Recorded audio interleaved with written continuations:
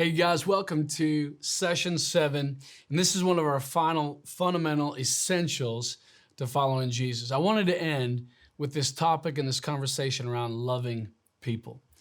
You know, the Bible says in John chapter 13, verse 34, this is Jesus talking. He says, "A new command I give you, love one another. As I have loved you, so you must love one another." And watch this in verse 35. "By this, all men will know that you are my disciples if you love one another." Man, this is such a powerful statement here that Jesus is saying, listen, if people are going to know you're my disciple, one of the biggest and most powerful things they're going to see and recognize is that you have love. That you love people, you love each other.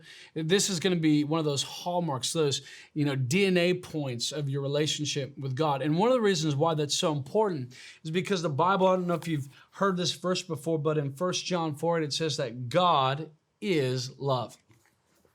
So God isn't just loving people. He doesn't just do love or show love or have love in his heart. God actually is the embodiment of love. He is literally the centerpiece of it.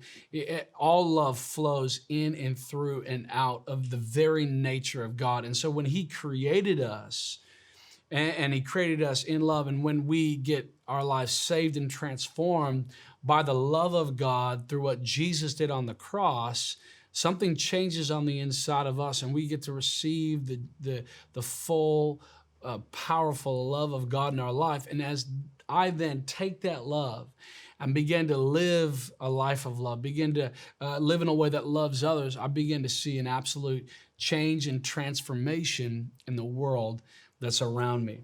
You know, it's interesting that Jesus said, "As I have loved you, so you must love each other." This is such an important reminder and a command to us, because we've been given so much. We've been forgiven of our sin. God has taken upon himself. Jesus took upon himself all of our sin, all of our pain, all of our shame, all of our debt, and he completely eliminated it at the cross. And now it says, just like I loved you, just like I gave you everything. God literally, like we read already, John 3:16, God so loved the world that he gave. God gave us his absolute best. He gave us everything. And now he calls upon us to live in that same way. Because when you and me love other people, when you and me show love, we literally display the heart of God here on earth. We become the echo of heaven. We become literally a billboard for the very presence of God. You know, we were talking on the last session about sharing our faith, about telling people about how good God is. One of our most effective and powerful ways that we actually share our faith, yes, with our words, and it's so important that you share your faith, you tell people about Jesus, but one of the most important ways is actually with our life. When I love people well, when I live a life of love, when I live a life in a way that honors God and honors other people, I actually display the goodness of God in a way that's more powerful than any words that I could ever say. I'm going to show love. Before I say I love you, I want to show people that I love them. It's a little bit like, with my wife. I love to remind my wife all the time how much I love her. And that's great that I say it, but at some point I got to show it. What am I doing that actually shows that I love? I can't just say it, but then not spend time. I can't just say it, but not, lavish her with, gifts and love. I can't just say I love and not back it up with action. Same thing with our lives. I say I love God, but if I actually love God and if I love people, I'm going to back it up by actually living a life that displays that love for people. So one of the biggest things that shows that love is actually in this topic, in this area of forgiveness. And this can be a really difficult topic because the truth is that many watching this right now, you've gone through very difficult things. You've faced challenges. People have wronged you. People have hurt you. Maybe there's even been abuse, or maybe it's just people saying things about you that have been frustrating. Either could be from minimal to massive levels, maybe of persecution or things you've walked through. Well, when somebody hurts you and somebody does something to you, and now you're in a situation where man, you've been forgiven by God, and God now calls upon you to forgive others. This can be something that's so difficult, but it's one of the most powerful things that we do. There's a story in Matthew chapter 18 of a king who has a couple servants. One of the servants owes the king so much money that there's no way that he could ever pay it back. Literally, he's going to go and kind of sort of have this work release program where he literally works every day for the rest of his life to attempt to get out of debt, and he will never do it. And what does he do? He goes to the king. He begs for mercy. He says, come on, king, have mercy on me. There's no way I'll ever be able to pay it. I need your help. I need your grace. You know what the king does? He has mercy. The king chooses to say, okay, listen, I'm going to cancel your debt, and I'm going to show grace towards you. Well, here's the deal. That same individual then goes out, and he'd just been forgiven an amount of debt that he would never be able to pay back in a lifetime. And it was massive. And here he is then. He's free to go. He'd been shown grace. His debt was canceled. Now he goes out, and he finds somebody else in his world that owes him a bit of money, and it's small in comparison, like massively small. And that friend of his kind of drops to his knees, begs for grace, begs for mercy on paying it back. And instead of saying, you know what, I was shown grace, I'm going to show grace, he just decides, nope. He throws him in prison until he pays off his debt. Well, as you can imagine, the king ends up finding out about this. In Matthew chapter 18, verse 32, it says this. He says, I canceled all that debt of yours because you begged me to. Shouldn't you have had mercy on your fellow servant just as I had on you? And man, I'm telling you what, this is such a good challenge for every single one of us, because here you find that this person who had been canceled all their debt, and that's what happened when Jesus died on the cross for you and me, and we put our faith in him, all of our debt, all the debt of our sin, the sin that we could never have paid back, not in a million lifetimes, was completely wiped away, completely canceled. So now Jesus calls upon you and me to live with that same kind of love, to make the same kind of decision, to now, instead of holding grudges, holding things against everybody, being mad, living in an agitated state in different reasons and different situations, holding grudge towards people we know or even people we don't know, living in that kind of way is living as if we've forgotten what Jesus did in my life. Yes, that thing that somebody did to me, maybe it frustrated me, hurt me, annoyed me, all kinds of things that have happened in my life by different people over the years. But I have been forgiven so much that there's nothing that anyone could do in this lifetime that would be greater than the debt that I owed because of my sin towards God. And if Jesus forgave everything for me, now I'm going to turn around and do the same and choose to forgive. Now, is that easy? No. Is that always easy to forgive and to show grace? No, it can be tough. It can be a process. It can be a daily decision to keep having to forgive. But I want to encourage you, forgive. Forgive, because actually unforgiveness is a poison to your literal physical and mental state. It literally will destroy your life. So I want you to forgive because of that, but also forgive because you've been forgiven. Anytime you feel like holding a grudge, or man, you don't know what they did to me, or any of that kind of stuff, they cheated me, they wronged me, they did whatever. Anytime you do that, you've actually forgotten how much you and me have been forgiven. And we can't lose sight of this. The grace of God has been shown to us in such a massive way. So forgive. Maybe even right now, you got one, maybe a few names in your mind of people that you're holding some stuff against them. You're holding things in your heart still. Some bitterness is starting to build up. Maybe you even got that resentment. Maybe you moved to a place where you're angry about it. You know what? You don't have to live with that anymore. Forgive. Choose to forgive today. And you know what? You're going to wake up tomorrow. Guess what? You might have to choose to forgive again tomorrow.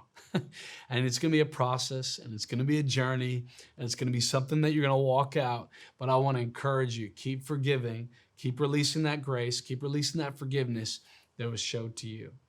Now, in addition to grace and forgiveness as an expression of this love that you and me live out, we have to think of the broader question. Love, I feel like, is not just a feeling. For the purpose of this conversation, I want us to think of love as sacrifice. if I'm going to love people and I'm truly going to display the heart of God, what was one of the things that we see right there in John 3:16, right? For God so loved the world that he gave. Man, that was a mass inconvenience. That was a massive sacrifice for Jesus to take on human flesh, to come and confine himself to the reality of humanity, the weakness of humanity, the issues of humanity that he had to deal with. And he took on all that for me. That was a massive sacrifice. It was a massive, kind of burden that he took on for me and for you. And oftentimes in our life, love is going to look like sacrifice. Love is going to look like inconvenience. So I would maybe ask all of us to consider, where in my world have I been withholding love because of it being inconvenienced? Maybe in my family, maybe with friends, maybe in relationships, maybe in a school, in our college settings. Maybe there's somebody man, they need somebody to inconvenience themselves enough to extend a hand of grace, to extend love, to help and to serve. Maybe it's in a situation literally of those who are hurting and broken in our community, homeless, the hungry, those who are really going through a difficult time, those who in our society are facing insurmountable odds. What does love look like? Love looks like action. Love looks like inconvenience. Love looks like going, you know what? If I'm going to love people like Jesus, it's not for me to sit around and go, well, you know what? At least my family's good. At least I'm all right. I can't be bothered about that situation. Man, if I've got the love of Jesus in my life, when I look around at the world around me, the injustices, the struggles, the pains, the poverty, you know what? I can't fix everything tomorrow. I can't make it all perfect. I wish I could do that. But you know what? I can do my part. While I'm here on this earth, I've got an opportunity, I've got a purpose to extend the love of God. And that might mean donating time, that might mean donating money, that might mean donating my resources and my energy. But every single one of us could say, but if the church globally, if every single one of us as a believer looked around in our world and said to God, God, how can I love people differently? How could I love people better? How could I extend your love to the world that's around us? We would see such a revival, such a shift, such a transformation in the world that's around us.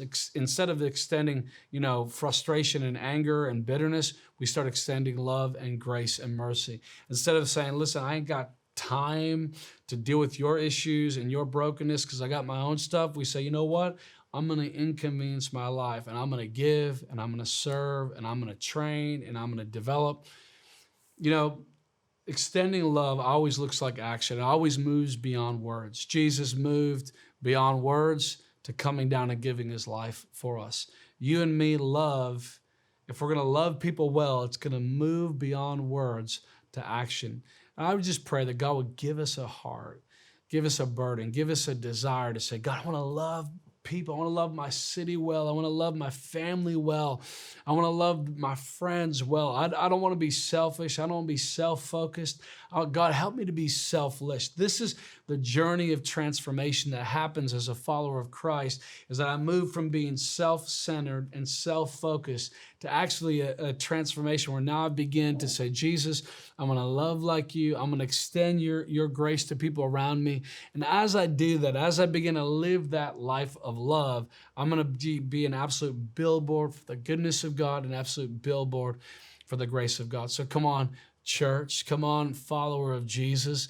Let's love people. Come on, let's inconvenience ourselves enough, like the Good Samaritan story, to cross kind of that street, to step into the uncomfortable, to do what only a loving follower of Jesus would be stirred enough to do, and that's to go beyond words and to step out into action. Love is action. Love is inconvenience. And when we live that way, we're going to see an absolute transformation in the world that's around us. All right, so this has been the 7 essentials, the 7 key things. I'm going to have one more chapter where I'm going to call you to move beyond this moment. Now you've gotten the basics of your relationship with God. And now this final session that you're going to get into is going to be called It's Your Turn. because the life of Christ, the life of following Christ, is beyond just being a consumer of the goodness of God to now turning and actually making disciples and reaching people and transforming the world that's around you. And that's going to be the final session. And I'm excited to jump into that together.